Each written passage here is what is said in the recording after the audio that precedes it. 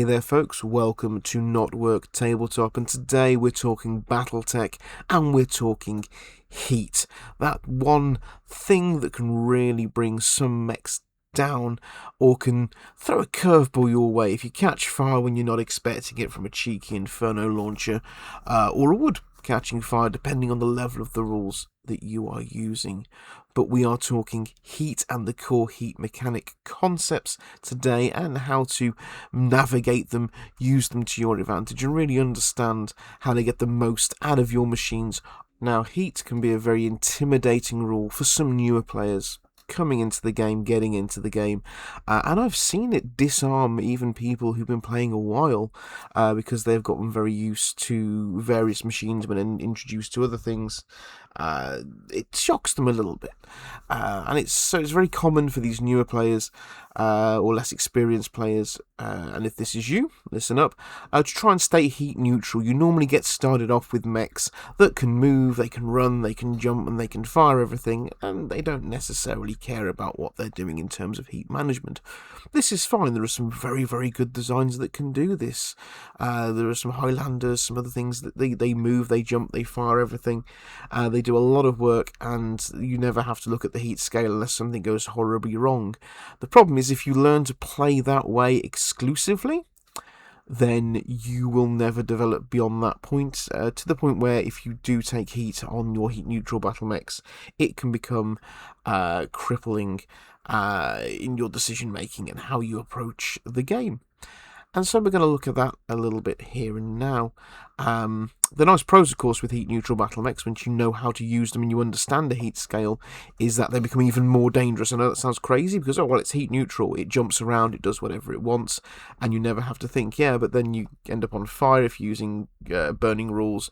You have infernos hit you, and if you're using old inferno rules, they're even nastier, or flamers or something, and you suddenly have plus 10 heat somewhere, you take an engine hit, and your heat neutral battle mech that can do everything suddenly is not a wonder weapon.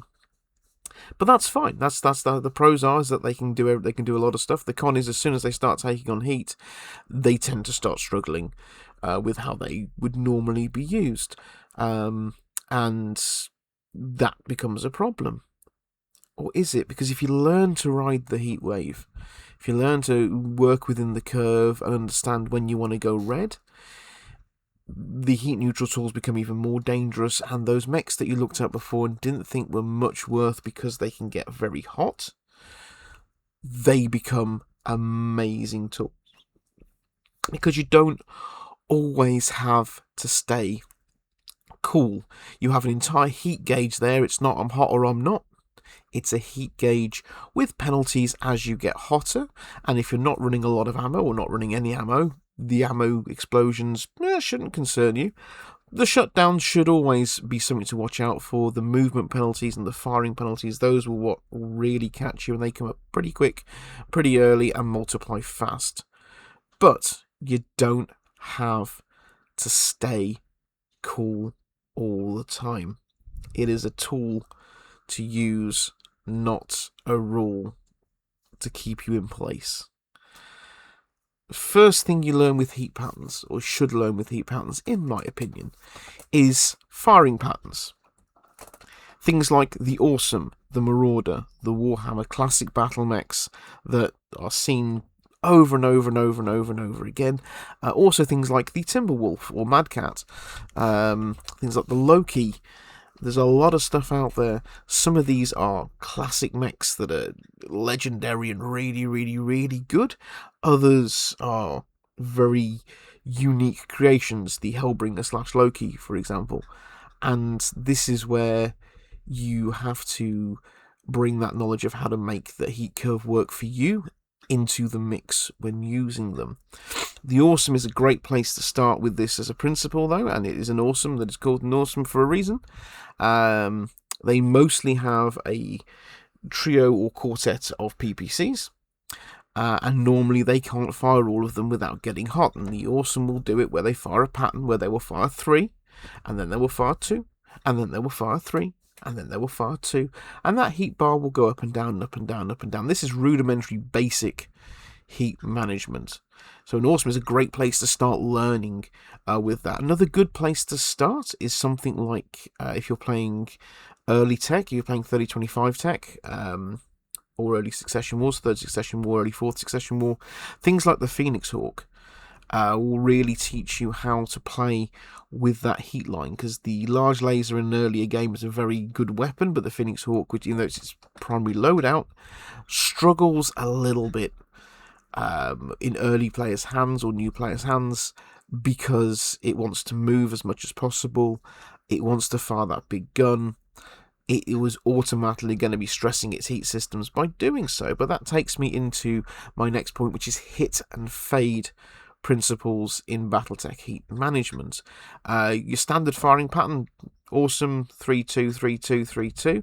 And you don't always have to do that. Don't think, oh, we always have to fire 3, always have to fire 2. No, you can go 3-3 if you've got good shots. We're going to talk about alpha strikes on you in a minute. But what we are looking at here is you use your mobility to get into a good place, and once you're in a good place, you should hopefully have some moderately good numbers to hit. Okay, if you're jumping a lot, you're increasing that difficulty, but it might be worth it.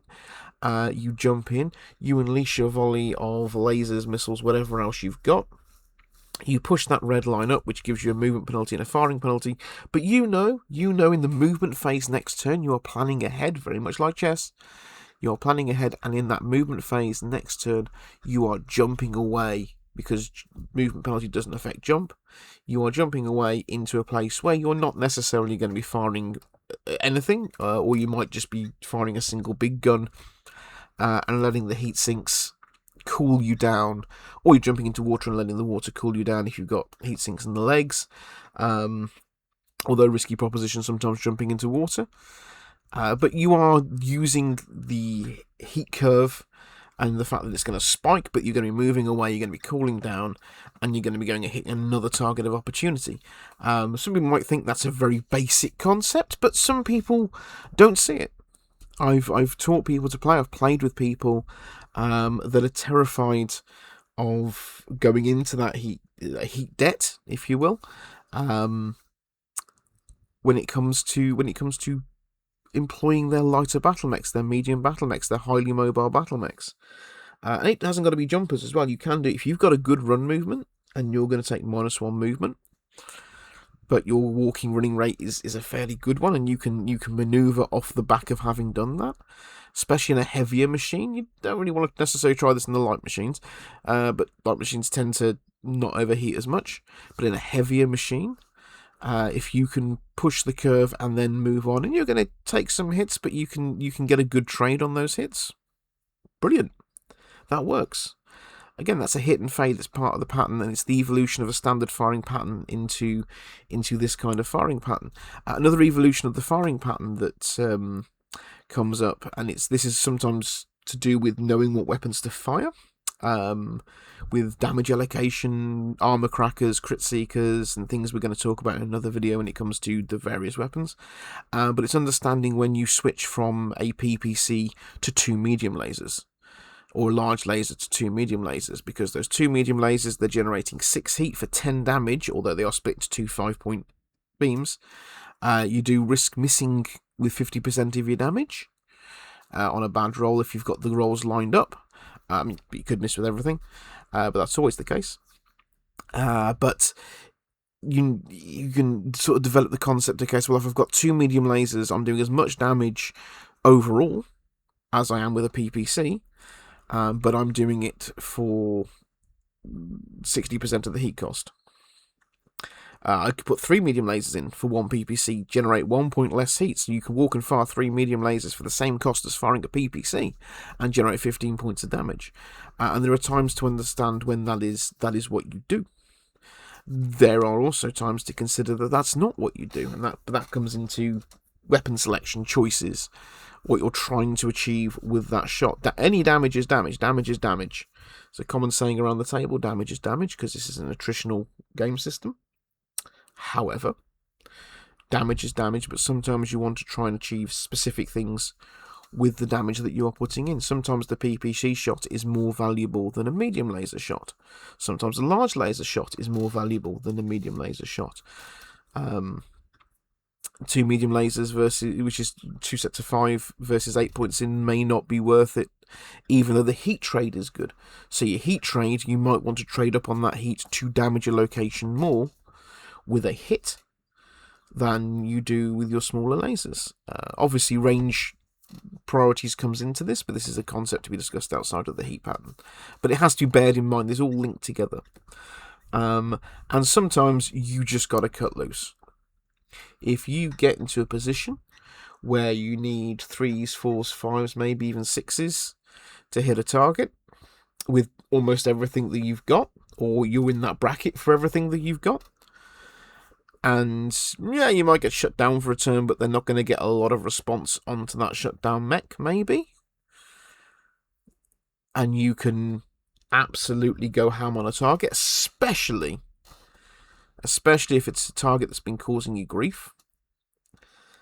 Then sometimes it's worth absolutely riding that scale and pushing into the red, and this is the alpha strike option. But there's times where you don't want to necessarily do everything, but you want to pull an extra couple of shots off, you want to put an extra couple of weapons on target, and it's worth taking the movement penalty, it's worth risking the ammo explosion, maybe it's worth risking the shutdown to make that target go away. And if you didn't risk it, if you don't push that heat scale, you try and stay heat neutral, you try and stay cool, because it might go a little bit wrong. I'm not saying it's not a gamble. Then you might have that harass and that problem in your field for a length of time. And looking at this, and again, we're going to talk a little bit about target priority. And when you're working this out, are you going to hit? It's not worth pushing the scale for a long shot, unless you know that unit is going to get vanished this turn. If it's your last round and you know you're going to die, and every time I know I'm going to die, it never happens, then yeah, okay, go for it. But that's, dead man alpha strike. If you have an opportunity to do a good trade on your heat for damage ratio, it's not going to matter if you're going to be hitting a little bit less reliably next turn because you've put the effort in this turn. Or maybe you'll be hitting as reliably next turn because of ranges and damage and things that you think you can achieve.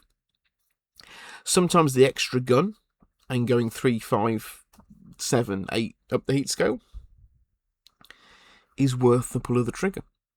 Sometimes it really is. But you've got to experiment to do this. There's something that can be taught, it can be shown. I can practically show you on a tabletop. I can talk about this in this video.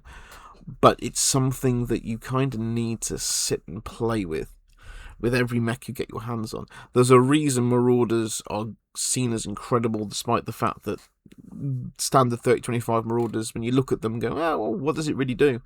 The same goes for the Warhammer, the same goes for so many designs. The original 3025 Phoenix Hawk is a much maligned mech because it really struggles to do a lot when you look at what it carries compared to what it can dissipate. But a Phoenix Hawk doing its job in the right place, absolutely devastating. Absolutely devastating. There are better designs for achieving the same ends sometimes. And it's not just because it's an iconic design, though. The Phoenix Hawk can do things that a lot of people dismiss. But if you can ride that curve with the Hawk, it's a hell of a surprise for somebody who doesn't see it coming. So you've got to just prioritize, experiment a little bit, and think about how you want to approach the heat curve. But staying cool, while it's often a good idea, staying cool always is not the right answer. Sometimes you got to go into the red to get results. Happy gaming, Mech Warriors, and remember, it's not work, it's tabletop.